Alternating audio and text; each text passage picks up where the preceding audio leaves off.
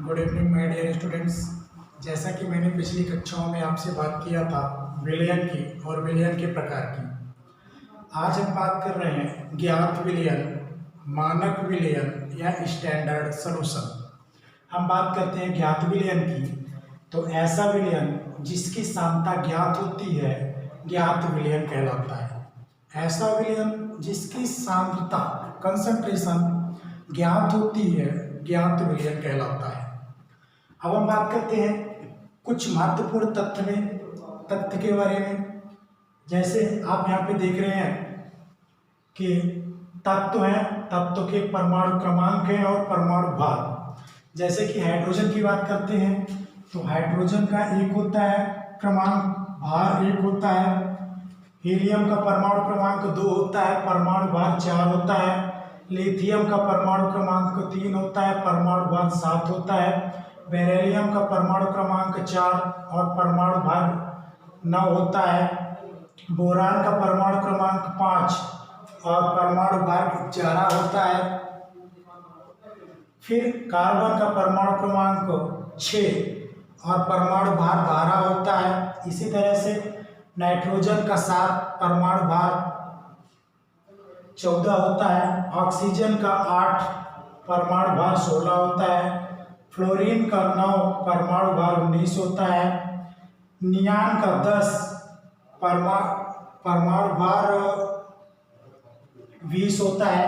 Sodium का 11, परमाणु भार 23 होता है। मैग्नीशियम का 12, परमाणु भार 24 होता है। एल्यूमिनियम का 13, परमाणु भार 27 होता है। सिलिकॉन का 14, परमाणु भार 28। फास्फोरस का परमाणु क्रमांक 15, परमाणु भार 31।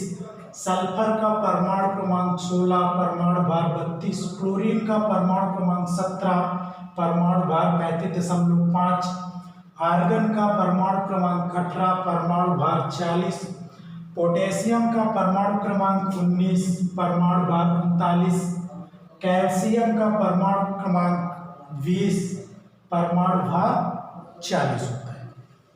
ठीक है, देखिए आप यदि इस टेबल को आप याद कर लेंगे तो आपके क्लास 12 और केमिस्ट्री के लिए बहुत इंपॉर्टेंट है।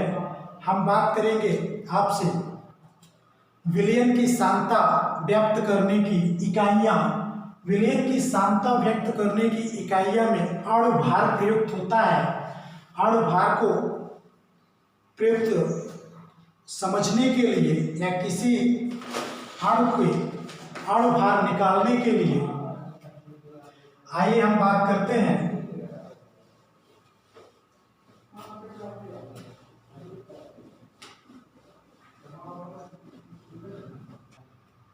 अणु भार। ठीक है, आगे हम बात कर रहे हैं अणु भार निकालने की, तो इसकी बात करते हैं।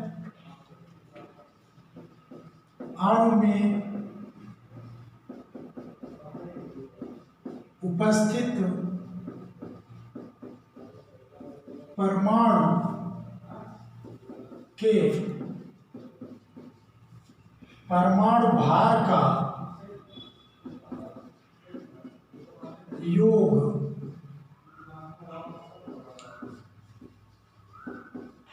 अणु भार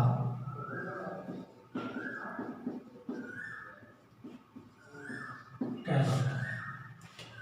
ठीक है, तो अणु भार की बात करते हैं। अणु में उपस्थित परमाणु के परमाणु भार का योग अणु भार कहलाता है। जैसे कि आप एग्जाम्पल के तौर पे देखते हैं H2O। आप देखिए यहाँ पे हाइड्रोजन का क्या होता है 1 × 2 धन, ऑक्सीजन का क्या होता है 16। अभी आपको मैंने टेबल पे बताया है, तो कितना हो जाएगा 16 + 2 18। ठीक है, अब इसी तरह से दूसरा एग्जाम्पल देख लेते हैं NaOH का। ठीक है, सोडियम हाइड्रोक्साइड का, तो आपने देखा है सोडियम का क्या होता है 21। अब ऑक्सीजन का क्या होता है 16 प्लस हाइड्रोजन का 1, तो सोडियम का होता है 23 प्लस 16 प्लस 1, तो कितना हो जाएगा 40। ठीक है। अब आपके सामने अगला एग्जांपल है CaCO3, कैल्शियम कार्बोनेट का। तो कैल्शियम का क्या होता है 20, फिर कार्बन का क्या होता है 12 प्लस ऑक्सीजन का कितना होता है 16 तो 16 गुणे 3, ठीक है। तो कितना हो जाएगा 20 प्लस 12 प्लस 48, ठीक है। तो टोटल हो जाएगा आपका 8 2 10 0 16, ठीक है। अगला एग्जांपल है C6H12O6,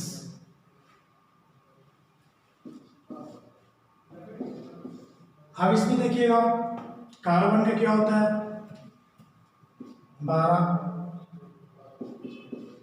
धन,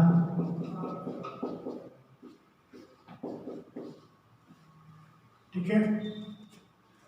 इसका हो जाएगा आपका 72 प्लस 12 प्लस 96, टोटल कितना हो गया 6 2 8 10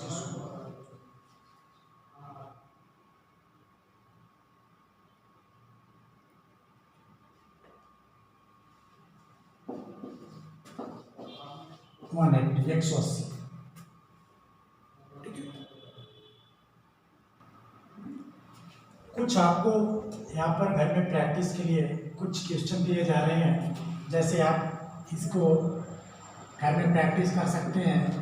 NaCl,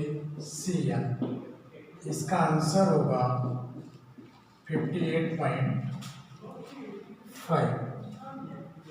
H2CO3, इसका आंसर होगा 62।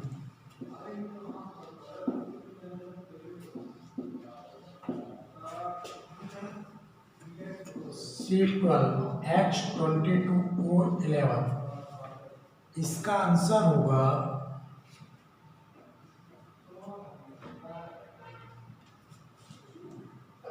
342। ये आप घर से क्वेश्चनों की प्रैक्टिस कर सकते हैं। सेम कुछ नहीं करना है, जैसे यहाँ पे भी मैं बता रहा हूँ। एक बार NaCl की बात करते हैं तो सोडियम का क्या होता है 23 23 प्लस 35.5 35.5, आप दोनों को ऐड कर देंगे आपका आंसर आ जाएगा, ठीक है। अब हम बात करते हैं विलयन की सांद्रता व्यक्त करने की इकाइयां। विलयन की सांद्रता व्यक्त करने की इकाइयां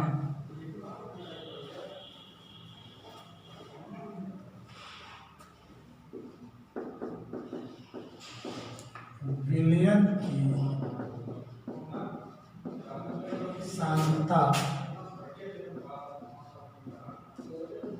व्यक्त करने की इकाइयां, ठीक है। यदि इंग्लिश में कहेंगे तो ऑन द बेसिस ऑफ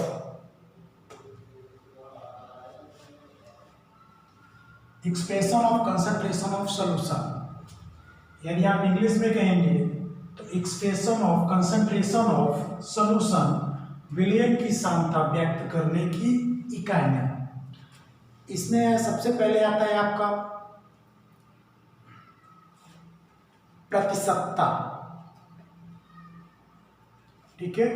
विलयन की सांद्रता निम्न इकाई द्वारा व्यक्त की जाती है। पहला है प्रतिशतता। यदि हम प्रतिशतता की बात करते हैं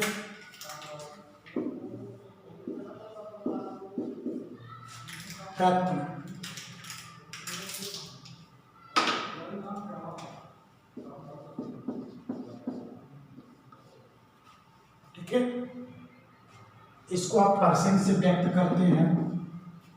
दूसरा है आपका शक्ति। ठीक है, इसको व्यक्त करते हैं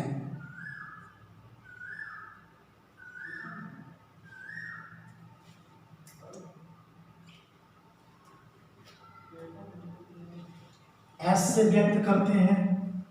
तीसरा है आपका पीपीएम, पार्ट पर मिलियन। अगला है पीपीबी, पार्ट पर बिलियन। अगला है आपका मोल संख्या,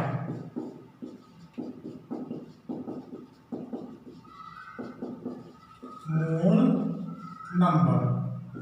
और अगला है आपका मोलरता,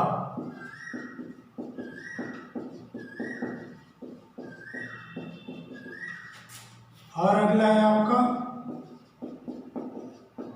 मोललता, और अगला है आपका फार्मलता।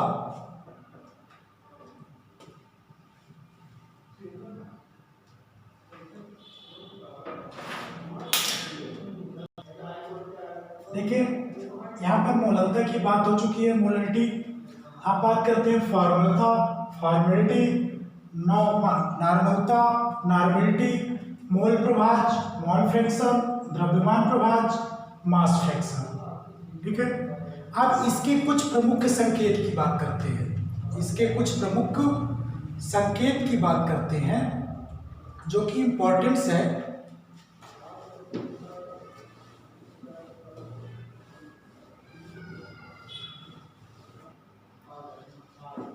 कुछ प्रमुख संकेत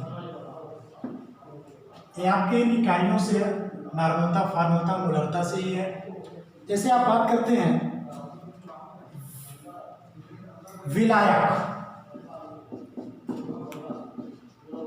आपसे हमने विलयन वाले चैप्टर में विलायक और विलय दोनों की बात किया था। विलायक को व्यक्त करते हैं कैपिटल ए से, विलय को व्यक्त करते हैं बी से। ठीक है, विलय के बाद अगला है आपका भार, वेट, डब्ल्यू से। भार के बाद क्या है, आड़ुभार,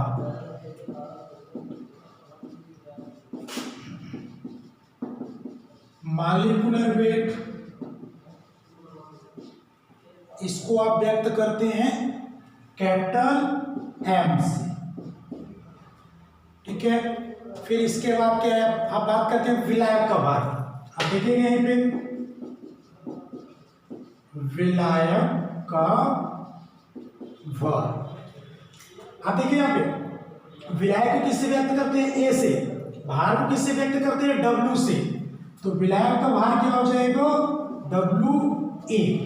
ये तीसरे से आपसे बात करें विलेय का भार, विलेय का भार। यदि हम विलेय की भार की बात करते हैं तो वेट को किससे, डब्ल्यू से, और विलेय को वी से।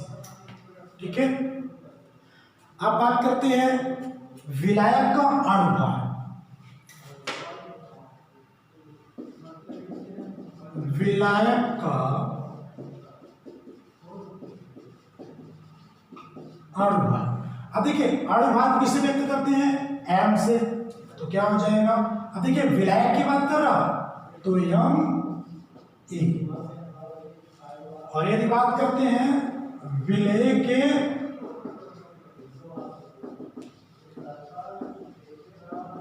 अणुभार की तो फिर क्या हो जाएगा आपका एम बी, एम बी से व्यक्त करते हैं। ठीक है, अब इसके बाद क्या है आपका विलयन का लीटर में आयतन। यदि मान लीजिए विलयन का लीटर में